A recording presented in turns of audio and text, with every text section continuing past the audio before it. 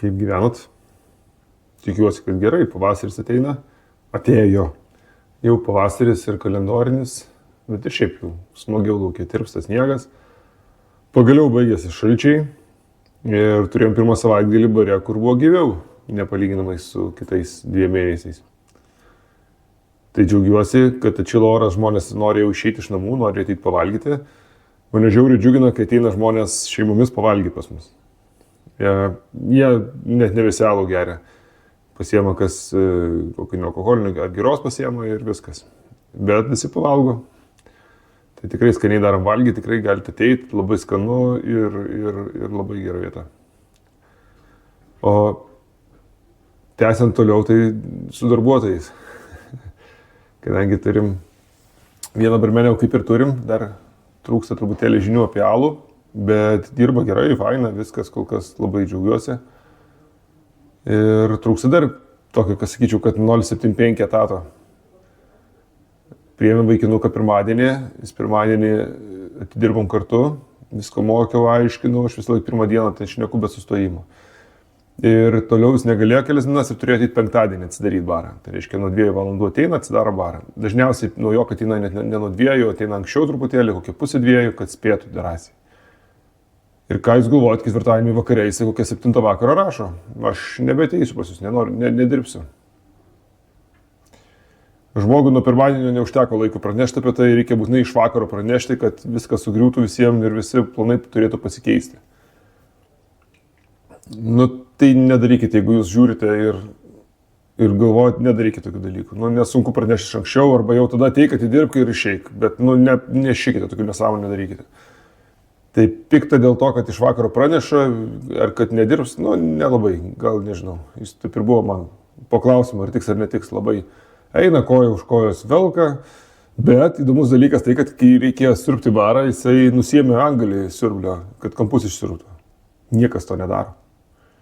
Tai va, bet šiaip sakau, plaut nemoka grindų, plauna kaip šluoja, žinot, šlapių skudurų traukia tik į save, perkelia į priekį, traukia į save. Tai pirmą, kad mačiau, tai plauna grindis, matas žmogus šito dalyko nelaikės. Siurblį gal laikės, o šluotas nelaikės. Tai va, tai vėl ieškosim, reikia įdėti skelbimą, neturiu kada, nespėjau prisiruošti, reikia panysiu šį kartą per Facebooką. Jau kas turi nuorodų, kur nors ten į kokias grupės, kur fainos ir galima rasti, tai parašykit drąsiai.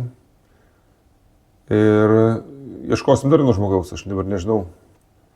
Vienas pasiūlė žmogus ateiti darbuotojai, kažkam pažįstamai paklausė, kontaktų daviau, bet jį parašė po 3 savaičių, tada, kad turėjom žmonės visus.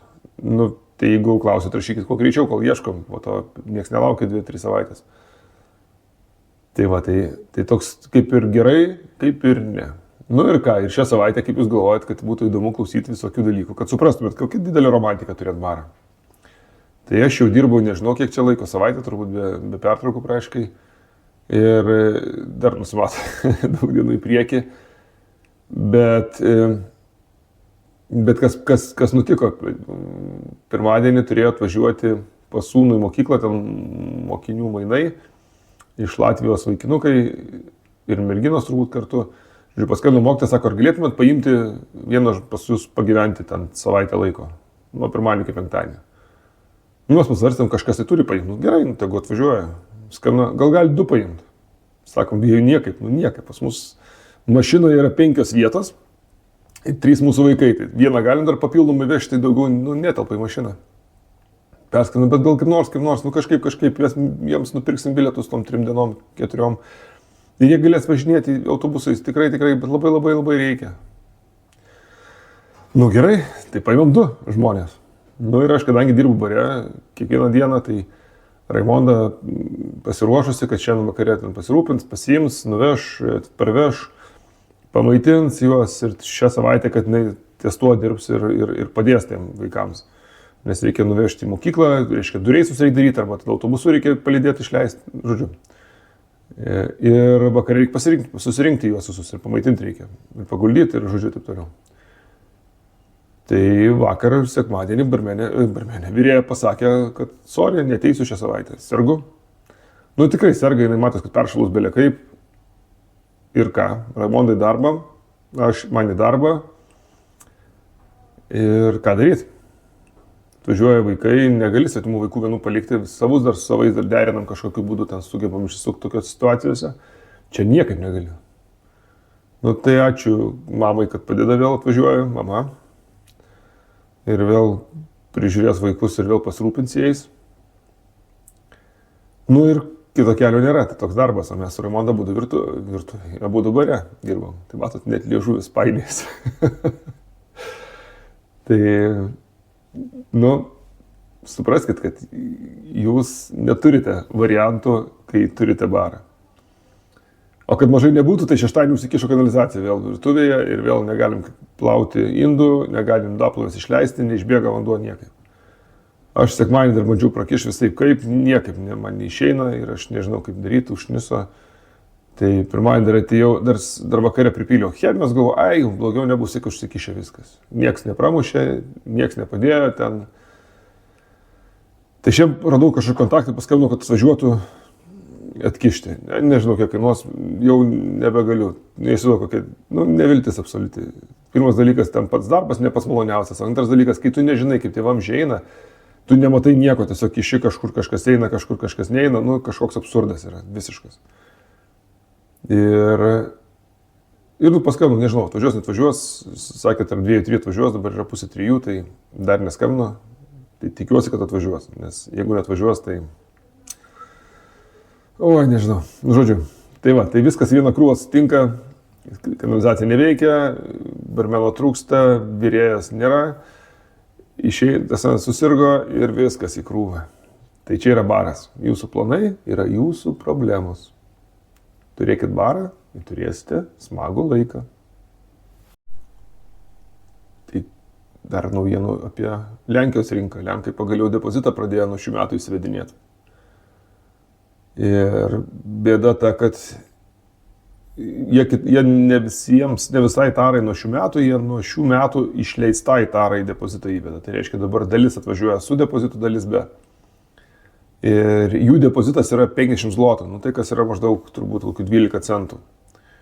Tai brangiau nei pas mus ir man atrodo, kad jisai skiriasi, gražinamiems stiklam skiriasi, skardiniam vėl kitaip turbūt, aš nežinau tiksliai, bet kol kas pas mus viskas liktai po 50 centų, zloto centų, tai nežinau, zlotas turi grošus, po 50 grošų, tai po pusę zloto. Tai tai kokių 12 centų. Ir dar blogiau yra tai, kad jeigu aš perku tiesiai iš gamintojo, tarkim, iš Pintos, viskas ok, jie man gali parduoti be depozito. Panašiai kaip su akcizu, jie man gali parduoti be akcizo, nes jie turi savo fizinį pravarą ir jie gali parduoti. Bet jeigu aš kalbu apie didmeną jų, kurie platina kitų aludarių produkciją, yra ir akcizas, jie man parduoda su lenkišku akcizu ir su depozitu, kurio aš iš šiukšliadėžę išmetu. Tai man pabrangsta savikaina plus 12 centų prie kiekvieno buteliuko vien dėl šitos sistemos. Tai yra absurdas totalus, nes jau kas be depozitas tikrai neturi būti Lenkijoje skaičiuojamas, jeigu tu negražinsi niekada, nes išveži tarą. Ir čia nesvarbu, kas tu, ar gamintojas, ar tiesioginis gamintojas, ar ne, absoliučiai nesvarbu šitą vietą. Bet jie užkrauna. Tai nepykit, bet bare ar baruose, kurios yra pabrangs kokio 18 centų turbūt, nes šita suma apmokestinama yra ir PVM, ir dar ten prisideda keli centai, tai kokiu 18-20 centų gal net pakils. Vien dėl šito dalyko, vien dėl Lenkų depozito. Tai ne visi, po truputėlį, bet bus visi turbūt. Paskutinė partija, kiek užsakiau, atvažiuoja šiek tiek į Vingių, Vingių. Ir į Alaus Kromą. Prekybos centre Savas, Kaune atvažiuoja daug. Tai nežinau, šią savaitę turėtų atvažiuoti, aš nežinau kaip spėti, bet jeigu spėsiu, tai išvešiu, nes turiu nuvežti kažkaip pasitengti iki savaitgalio, tikiuosi pavyks, jeigu ne, tai savaitgalį. Tai eikit, ieškokit naujienų, bus daug. Tai gavos 83 gal eurai depozito, suduot kiekis. Tai čia kadangi nedidelė dalis dar tik tai depozitai. Tai 83 eurai užsakymą prisidėjo vien už depozitą. Tai pas mus depozitas seniai yra, pas mus vienodas yra šalių, kur depozitas, aš dabar nesimenu, yra Vokietijoje, lyg tai skiriasi skardinėms ir buteliams.